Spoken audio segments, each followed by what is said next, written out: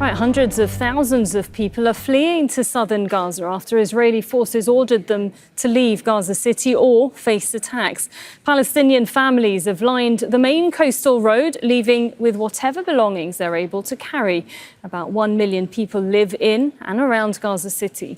Israel has intensified its attacks there, particularly in residential blocks, after announcing its plan to seize the area.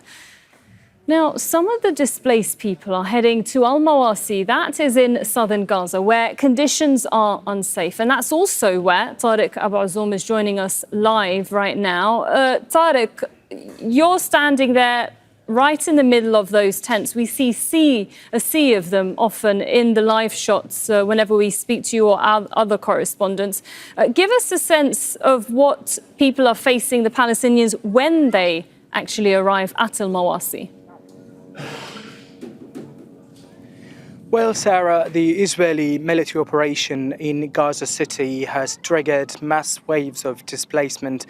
People were forced to move to al-Mawasi. That's where we are at the moment. And let's take a look on how people are quite living in these areas. They are living inside makeshift tents that are barely enough for one family. These areas are visibly lacking every kind of humanitarian infrastructure. They are living in tents that are made of very thin walls of blankets and plastic sheets that can't really provide them with any kind of protection either during harsh weather elements. And in order to understand what is going on right now, I am joined right now by one of the Palestinian displaced families. It's here right now in the city of Khan Yunis in al-Mawasi area.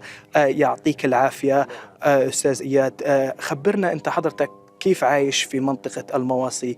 كيف تبدو الحياة اليومية لإلك؟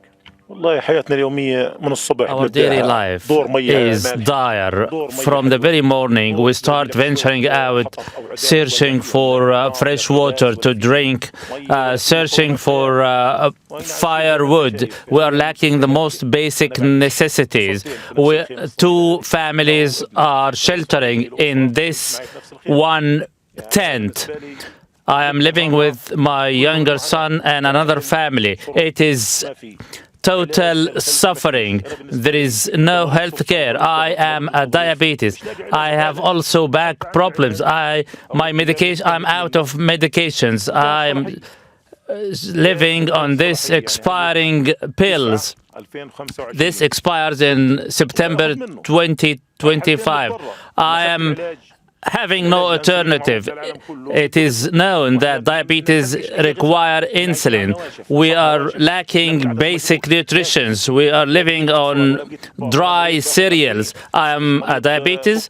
I am supposed to be injected with insulin, yet I am surviving on these expiring medications, and if none, my clothes, I haven't changed them for weeks. I've been on displacement for more than 13 times. We ended up in this al-Mawasi. Although I come from eastern parts of Khan Yunis, I had a son who passed the secondary school in 2023. He was the top of his class. He passed with excellence, 98%. He's been out of school for 2 years. He is supposed to be joining some scholarships in Algeria. We cannot get him out of Gaza. We are helpless. It is clear that many of Gaza City residents have been forced to leave into al-Mawasi. Do you believe there is enough space to accommodate all of them? This area, al-Mawasi area, it is packed with displaced civilians. And above all, there is no basic necessities. We line up for waters for 5 or 6 hours to get some water. It is not potable, drinkable water. It is not fit to be used by humans. We line up for 5 to 6 hours only to get our hands on this dirty water. Living here is dire. Those who are being forced out of their homes to the so-called humanitarian areas or humanitarian zones are being befooled.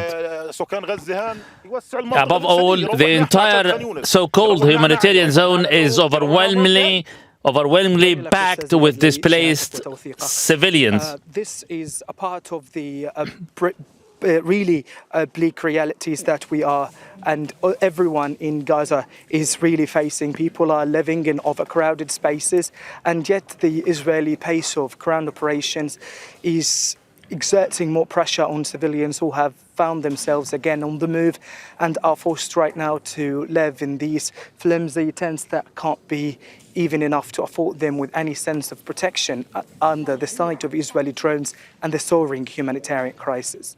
And each one of those Palestinians across the Gaza Strip all have a story that is very similar. Thank you very much for giving us a sense of what it's like at al-Mawasi.